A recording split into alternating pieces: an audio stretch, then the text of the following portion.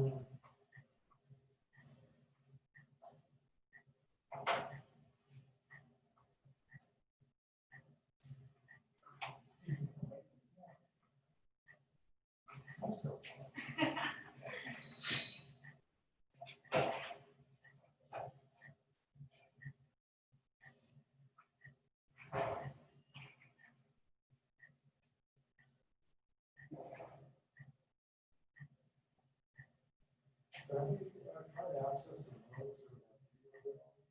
have watched the YouTube videos, and the notes are, I believe not all of them now, but most of them are there.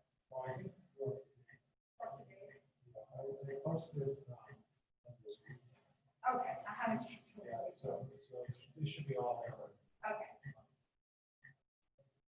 The thing with the notes is that like when you're presenting them in like class, they look, you can see them pretty well. It's just like after you upload them, it's like very, very small. I don't know if it's like just for me or like.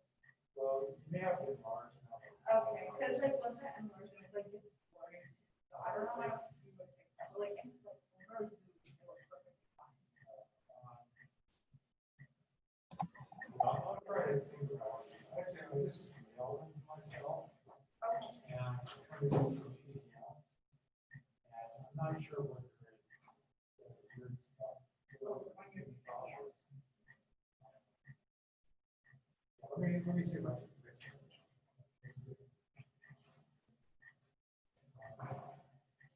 It should be semi-real. It is, there, there we go.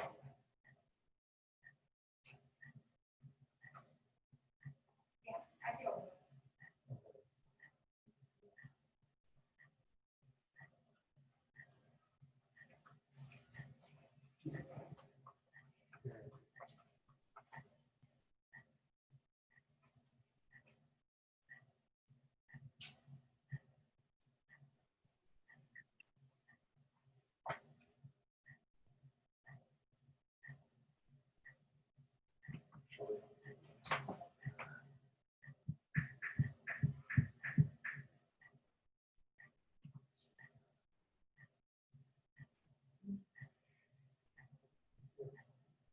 Oh, yeah, there it is.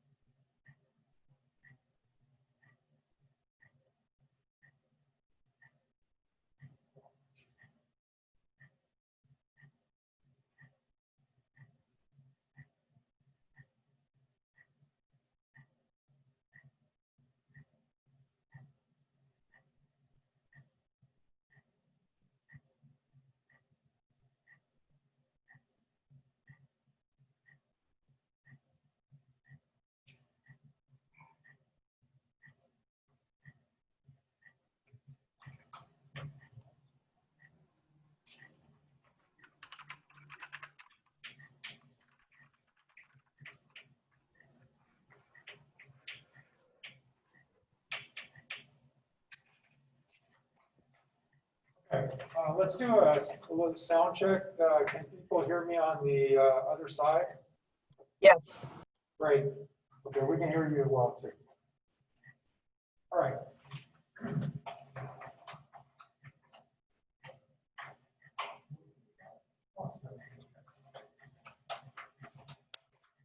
All right, so welcome to the new week.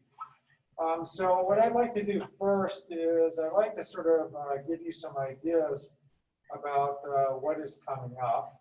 I'll actually write this down. But first, I just want to indicate that in a couple weeks, we have midterm week. Yeah, that's in week 6. And so I want to just point this out. You can see it on your screen over here. So week 6 is from the 28th to October 2nd. Okay. So let me write down some instructions right now. I'll send out more instructions later on by email, but I just want to give you a heads up. Okay, so let's do this. Okay. Let's go over here. Okay, so this is midterm week. Hold on. Sorry, I'm just getting my glasses.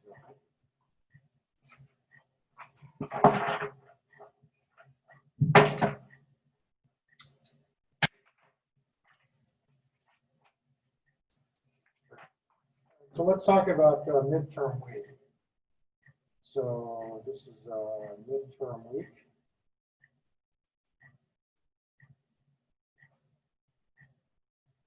And that's from 9/28 to 10/2. All right, so we're running a hybrid class, so we can only have half the class come in at one time. So what we're going to have to do is I have to make 2 midterms basically. So the midterms are actually going to be on Wednesday and Friday.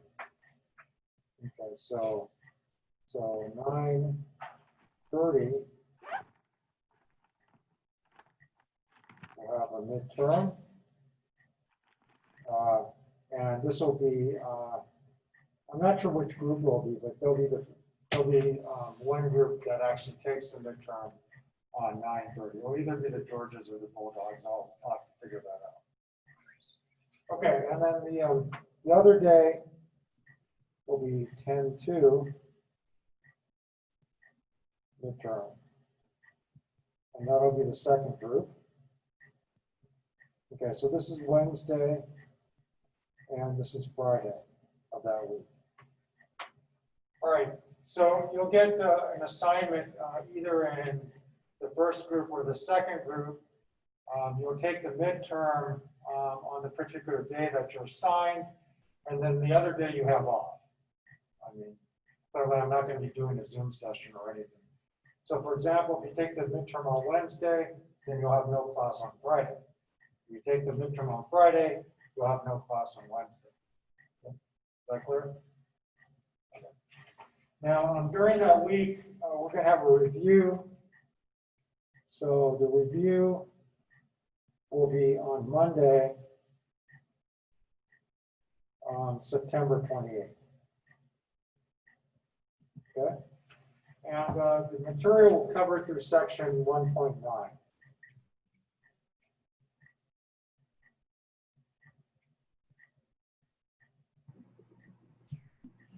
And actually, we're going to cover section 1.9 today. And so basically after today, you will have all the material for the midterm exam. Note that for section 1.9, it's actually in the homework, which may or may not get back to you. Right? So what I would do, and this makes it easier with the OneNote, is that you should actually keep a copy of your homework for section 1.9 to study from. Okay, is that clear? All the homework sort of prior to section 1.8 should be graded by then. Okay, but 1.9 may not quite be graded at that point. Okay, are there any questions?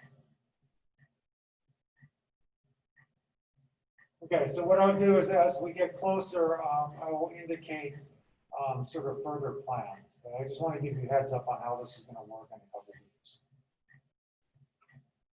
All right, great.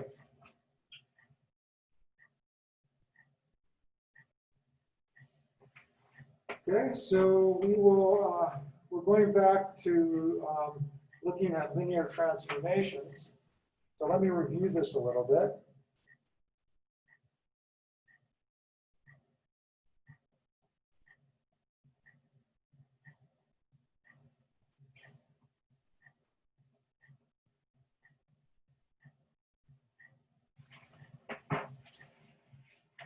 All right, so a linear transformation is a specific type of function.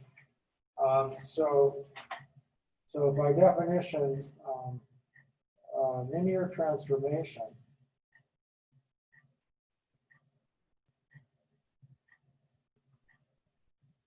T, which goes from n tuples to m tuples.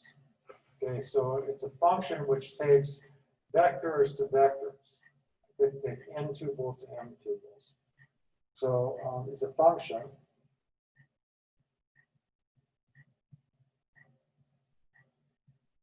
such that, well, the first thing is that the vector addition has to be preserved.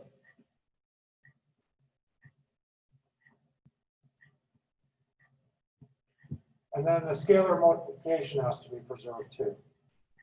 So T of lambda B is equal to lambda T on B. Now, these are special functions in the sense that, if I take the sums of things, it has to go to sums of things. And if I take a scalar multiple of something, it has to go to a scalar multiple times that thing that you have. Now, one of the nice things about linear transformations is that it takes linear combinations also to linear combinations. So some of the properties that we use is the following fact. So if I take lambda 1 v1, lambda 2 v2, plus lambda t vt, so if I take some linear combination, what I can do is I can sort of write this out as a linear combination where the vectors are just the t on the t's. Okay. And another property is that the zero vector always has to go to the zero vector. This way. So another property is if I take the zero vector, it always has to go to the zero vector, like that. Okay, any questions on this so far? Now, the natural way to get linear transformations is through matrices. So we learned this last time. So let A, B, and M by N matrix. Okay? So then I could get a linear transformation by just taking T on X on A times X. Okay? And again, T will be a linear transformation from Rn to Rm. Okay, so X is an n tuple, and then you just apply it to A. And we've seen what the multiplication actually looks like. All right. Okay, good. All right, so last time we were in the midst of a problem, so I need to review the problem for you, and then we'll finish it off today. So here was the example from last time. So suppose that T from R2 to R2 is a linear transformation. Okay? And the thing is, we actually know, I'm going to give you where the linear transformation goes to. So I take t of 1, 5, this vector, and that goes to 2, 0. Okay. And t on another vector, 3, 1, this goes to 1, minus 4. Okay, so we know where two vectors actually go to. And so the question is, where does the vector 6, 3 go to under P? Okay, so where does this vector actually go to? All right, so last time we sort of figured out from the property right here that if I have a linear combination, it has to go to a linear combination. So the point is that if I can write 6, 3 as a linear combination of 1, 5 and 3, 1, then we can actually figure out where it goes to. So the idea is to find coefficients C1 and C2 such that 6, 3 is equal to C1 times 1, 5 plus C2 times 1. Okay, is everyone clear why we want to do this? Okay. So let's actually find these coefficients. How do we find them? Well, it's just a linear system, right?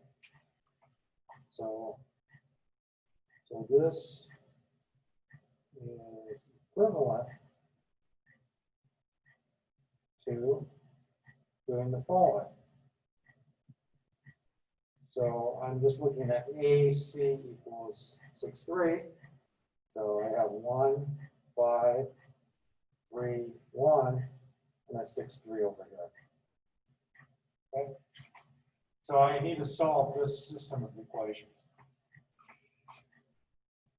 Okay, so let's do that. It's only 2 by 2 system. So let's multiply the top row by -5, add it to the second row, and put the result in the second row. So 1, 3, 6, 0. What goes next down here? Anyone? -14. Good.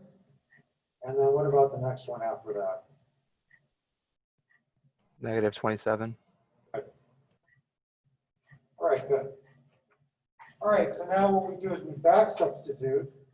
So remember, this is C1 and C2. Okay? So -14 C2 is equal to -27. So C2 is equal to 27 over 14. Okay. We're able to find that. And then I go to the equation above that, which is that C1 plus 3, C2 is equal to 6. Okay. So let's figure out what C1 is. So C1 plus 3 times 27 over 14. What is 6 over? I just want to make everything over 14, right? So I get 84. Is that right? Yes. Okay with that? All right. Because I make a common denominator.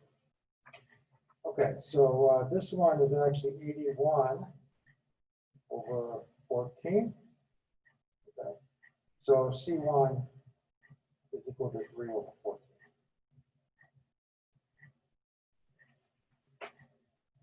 Okay, good. All right, so now we're in business. So that means that 6, 3 I'll just write everything out to make it clear, is 3/14 times 1/5 plus 27/14 times 3/1. Okay, I'm just plugging C1 and C2 back in. Now, let's just apply T to this. So that means that T of 6/3 is equal to 3/14. Oh, gotta look up where this goes to. 2, right?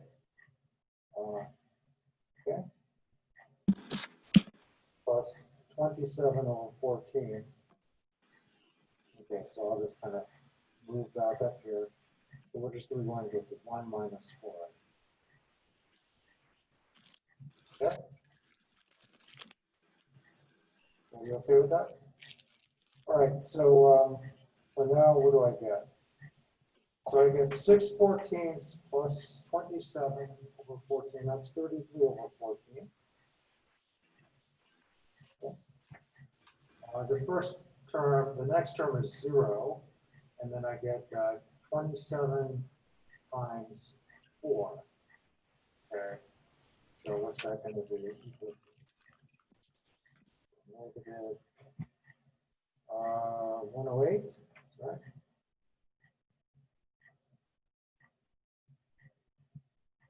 Okay, check my arithmetic. Everything all right? Yes. Okay. All right, so we're done. Okay, any questions on this? Yeah, what did you just do? Sorry, can you repeat the question, please? I don't understand what you just, how you got from that step to that step, Which step to which step? the last one. I just took the first coordinate, which is 6/14 plus 27/14. That's 33/14. The second coordinate is 3/14 times 0, which is 0. And then plus 27/14 times minus 4. And that's minus 108/14.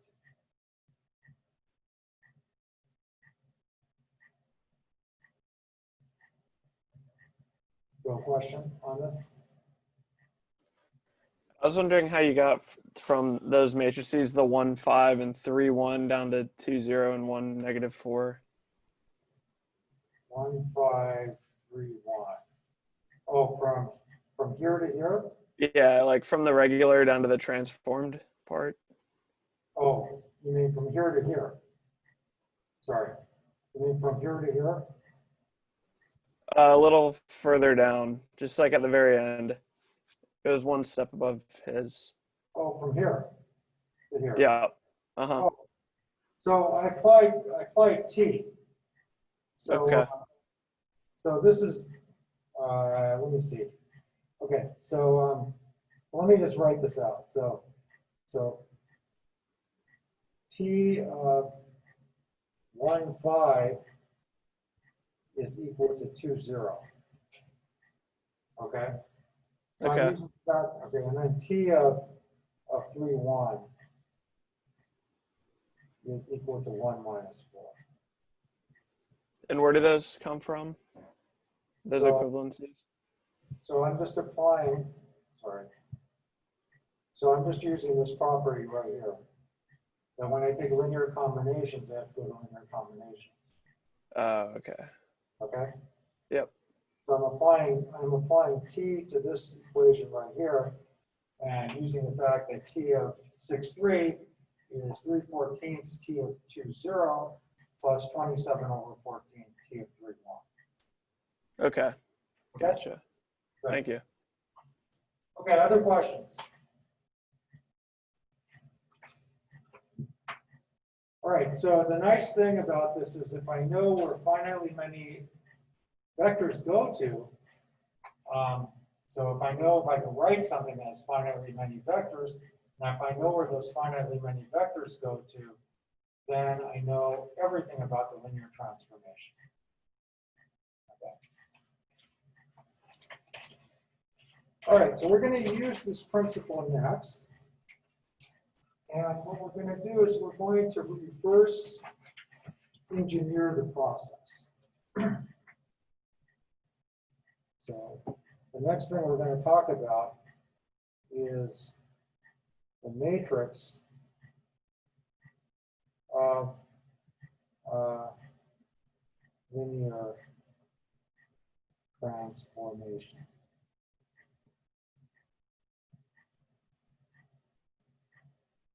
Okay. All right, so I'd like to start with an example, but this example is going to work in general. So let T be a linear transformation from R3 to R2. And let me just say that this also works for when I take T to be a linear transformation from R into R in general. But what I like to do is I like to sort of keep it pretty basic at this point, very concrete. All right, so in R3, we have the unit vectors. So in R3, we have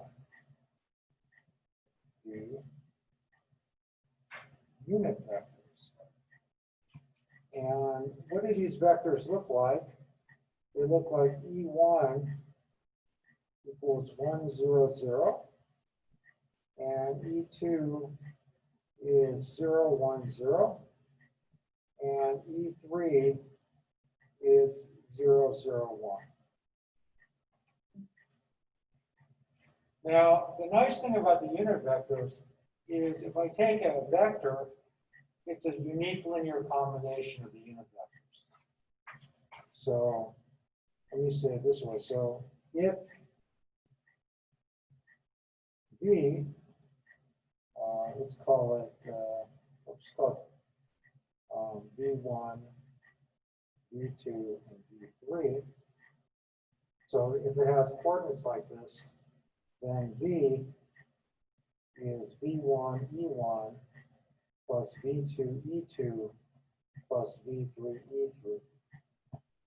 Okay, so I can actually write V as a linear combination of the unit vectors. So let me say that V is a linear combination of the vectors E1, E2, and E3. Okay. So does everyone see that we can do this?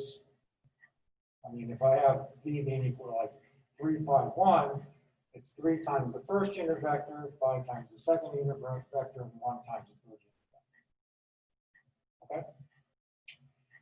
Now, notice that whenever I write a vector in terms of the unit vectors, then the expression is unique.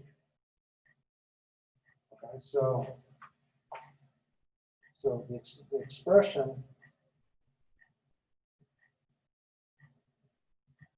I'll call it star, is, sorry, let me just erase this for a second.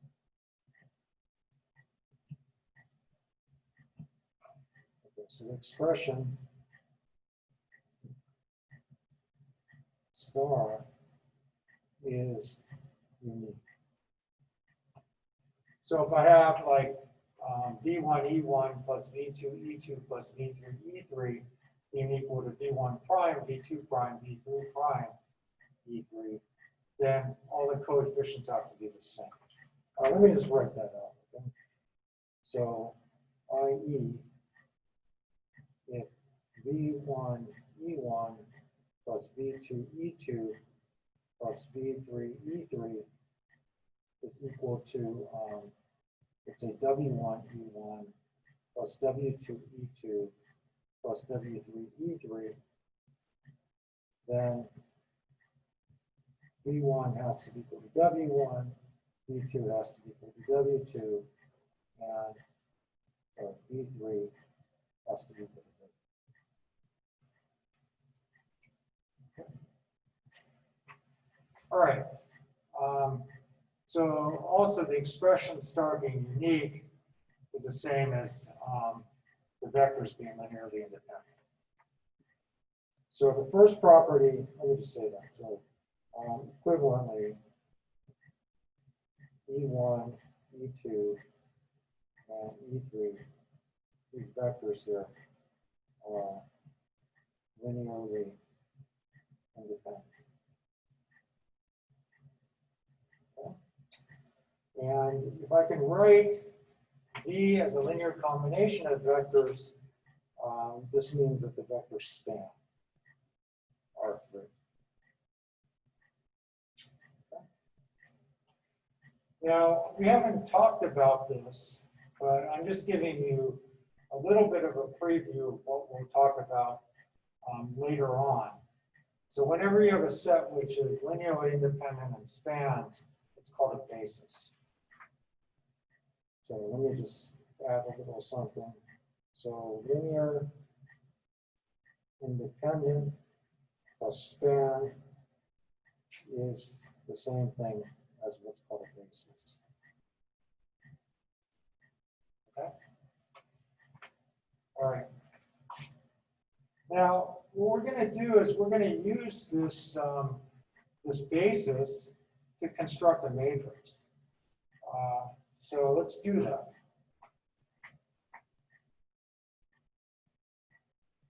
So let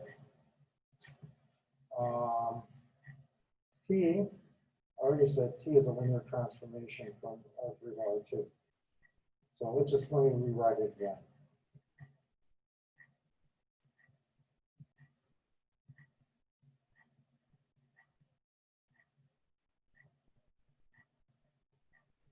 Okay.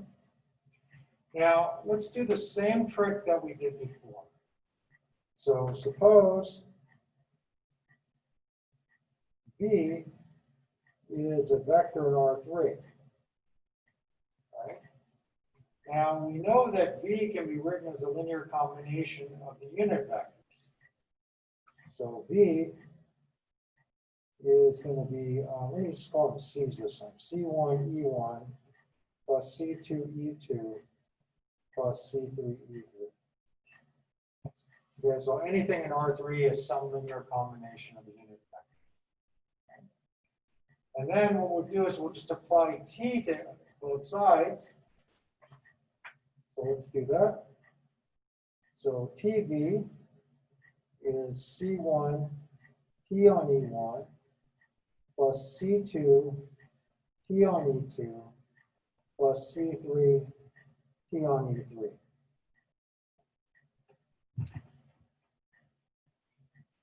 Okay? And now what we'll do is we'll just put the vectors TE1, TE2, and TE3 down the columns of a matrix, because that's exactly what we have here. So we can think of this as putting TE1 down the column, TE2 down the column, and TE3 down the column, and then matrix multiplying, or just multiplying by our definition by C1, C2, and C3. So this is like AC being whatever, T of V. Okay, and we'll do an example in a second. So the point is that now I have a matrix. So once I sort of have the unit vectors, I can apply the linear transformation of the unit vectors, and I construct a matrix. So what kind of matrix? This is a, this is a 2 by 3 matrix. Okay? And this matrix we call A. So this A, well, we put the values of TE1, TE2, and TE3 down the columns. Let's erase this part, two parentheses. Is the matrix of T relative to E1, E2, and E3.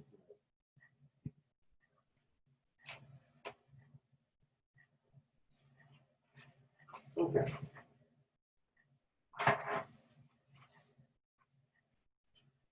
All right, so let me just say that you can do this generally.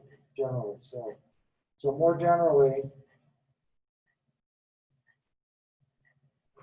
and we'll do more specific examples later on.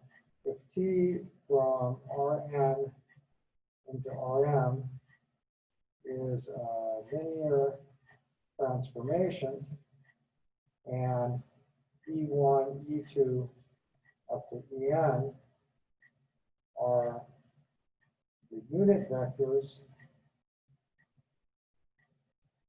in Rn.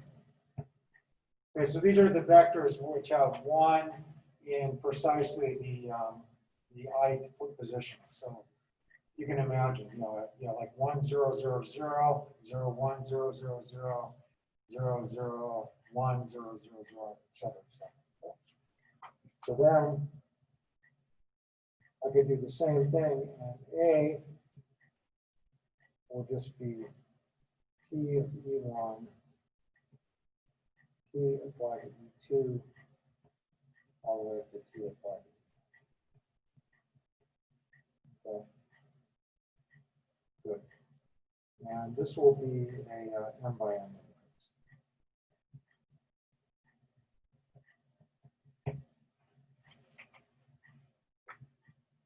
All right, so now what we'll do is we'll actually do some examples, rather concrete examples of this. So we're done writing. I'll just keep that there. All right, so let's do some examples.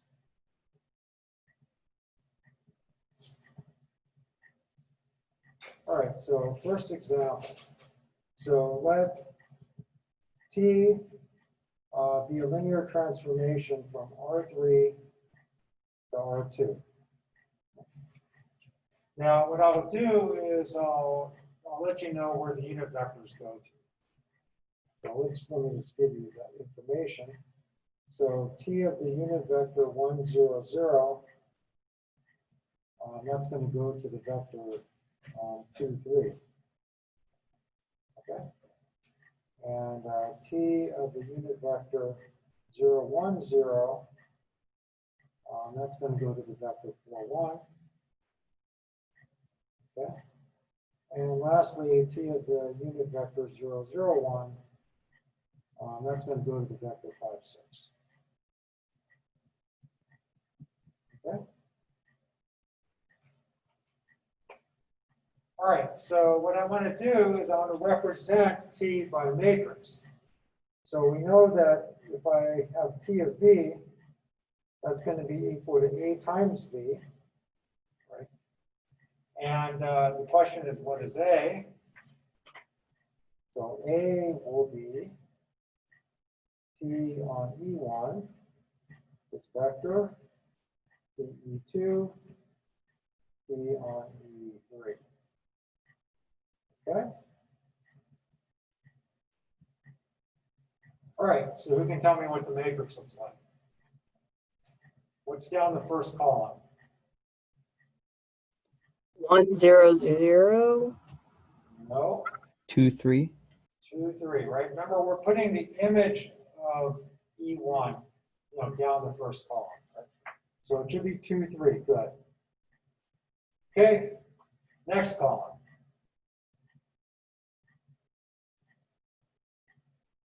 Anyone? 4, 1. 1. Okay, last column. 5, 6. 5, 6, good.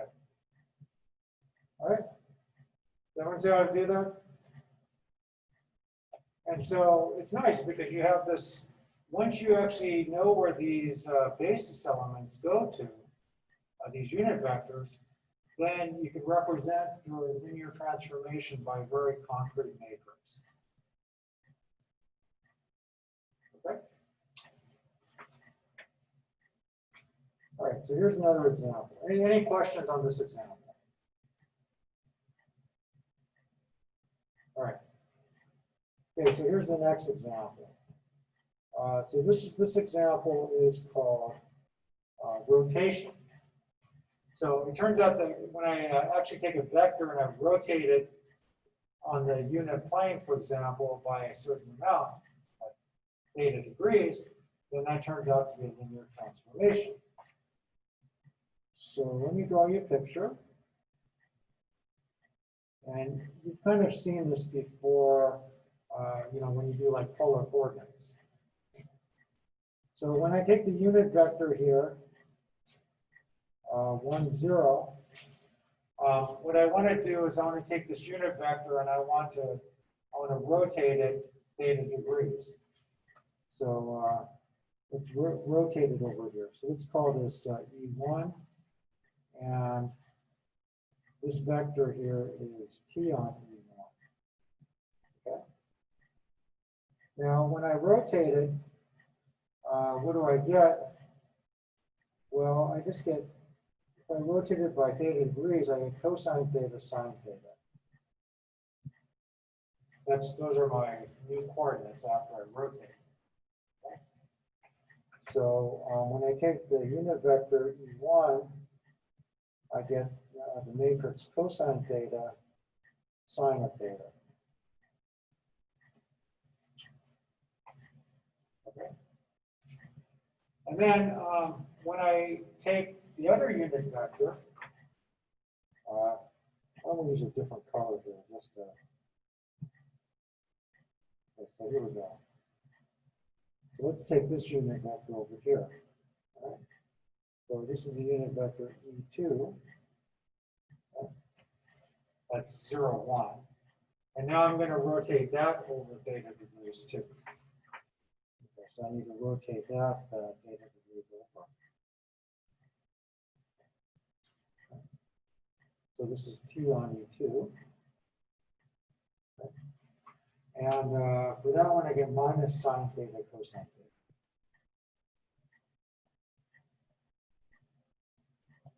Okay, so it's a little trick homework assignment if you want to verify that.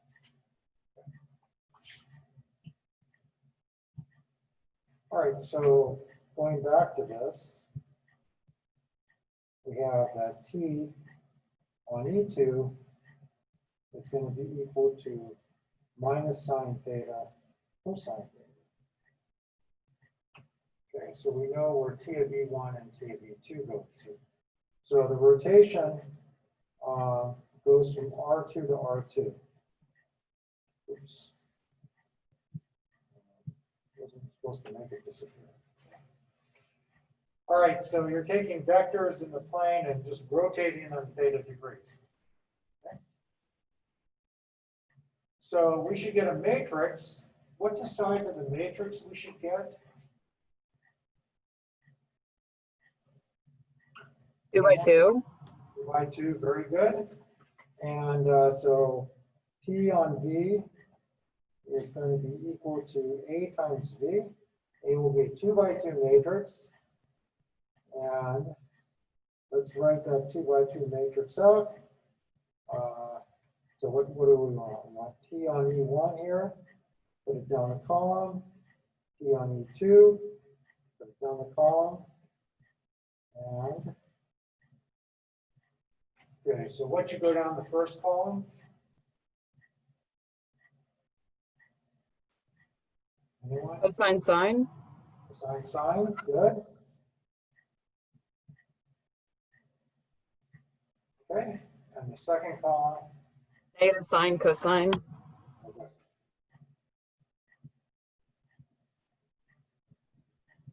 All right, so this is precisely the matrix which gives you the rotation, rotating a vector over by theta degrees. Okay, any questions on this?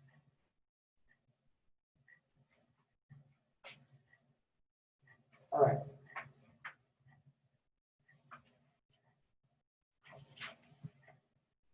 Okay, so I just want to recap this. So maybe I'll state a theorem. So this is kind of this is just an executive summary. Okay? So theorem. So this summarizes everything. So let T be a linear transformation from Rn to Rm.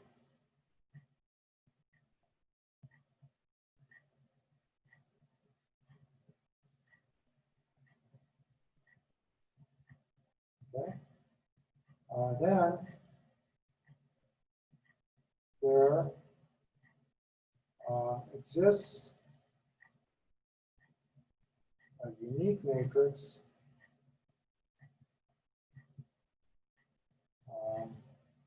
A, which is m by n,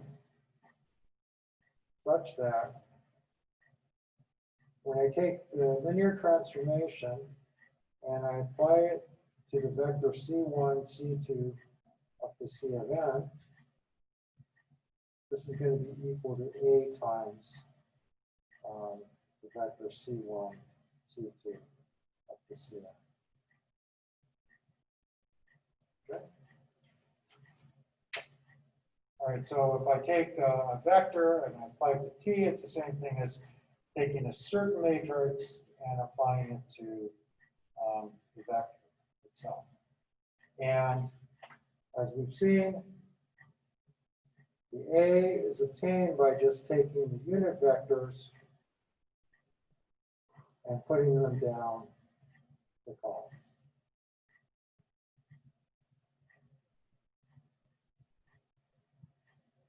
Okay, so where A is going to be this matrix. Okay, any questions on this? Okay, in the last couple of minutes, I want to show you why or how this can be used in terms of showing something as onto and showing something as one-to-one. So I'll probably just be able to get through the one-to-one onto part today, and then I'll talk about the one-to-one part on Wednesday. Okay. So this part is showing linear, let me say it this way.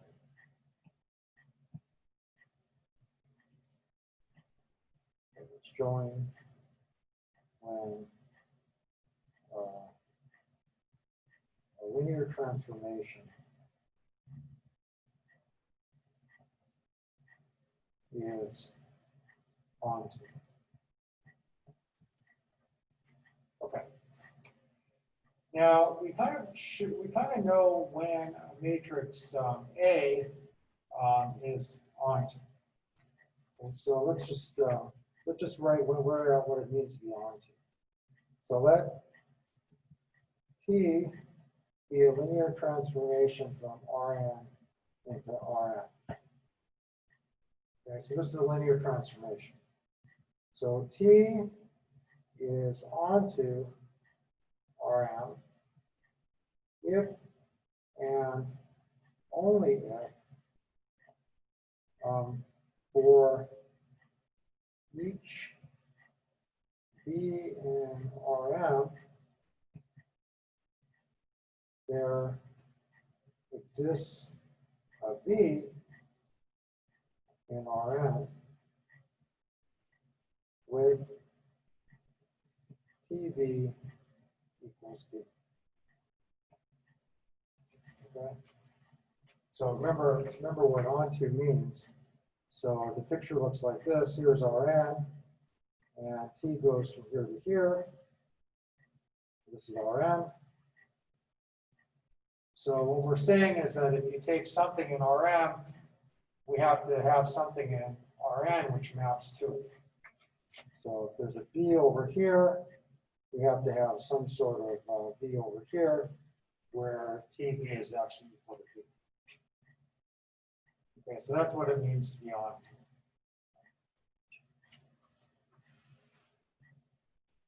Okay, so now let's translate this into matrix language. Okay, so this part is about linear algebra or linear transformations. So now we have a matrix version. So we know that T of V is equal to A times B, right, just by the theorem up here. Okay, and we know what A is. So what does this mean? It means that T is onto Rm if and only if, okay, for each B in Rm,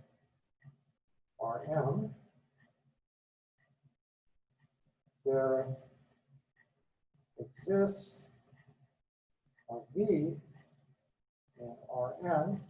Yeah, so I've just repeated exactly what he said. I'm just going to change the last part. So instead of saying T of B, I'm just going to say AV. Okay, so maybe I should highlight that in blue. So with A times V equal to B. Okay, so remember what AV was, it's actually TV. Okay? So I've actually replaced this with it. All right, so now once we're down to matrices, to actually find some V such that AV is equal to B, all that is a system of equations. I mean, seeing whether a system of equations is consistent or not. So now let me just say one more thing. We keep on going. So T is onto Rm if and only if AV equals B is consistent as a solution for each B in Rm. Okay, so I started out with sort of a general definition of onto, and then I sort of worked my way down to saying that it's onto. If you just look at the system of equations, the n by n system of equations given by AV equals B, and you just check whether it's consistent or not. Okay, any questions on this?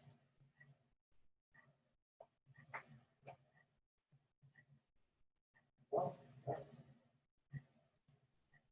Okay, so next time we're going to look at one-to-one, and I'll give you a criterion for how to check whether a linear transformation is one-to-one using the matrix.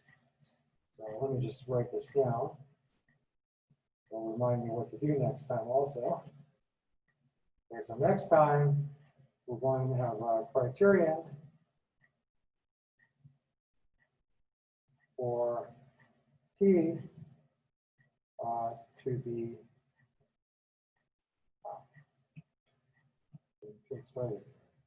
here we go. T to be one-to-one. Okay. So I'll go over the definition of one-to-one again, and I'll actually show you the criterion for this. And then what I'll do after that is I'll work out an example too. So we'll do that, and then we'll work out an example where we actually show or determine whether the linear transformation is one-to-one or whether it's onto.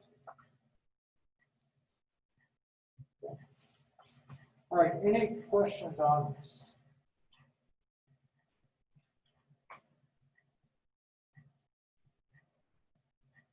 Yes? No?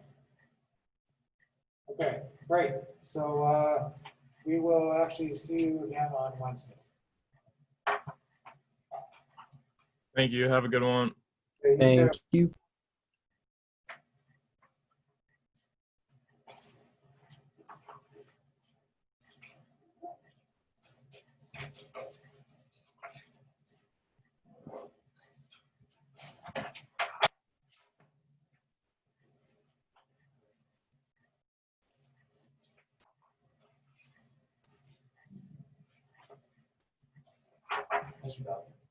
You're welcome. Have a good one. You too. Be safe.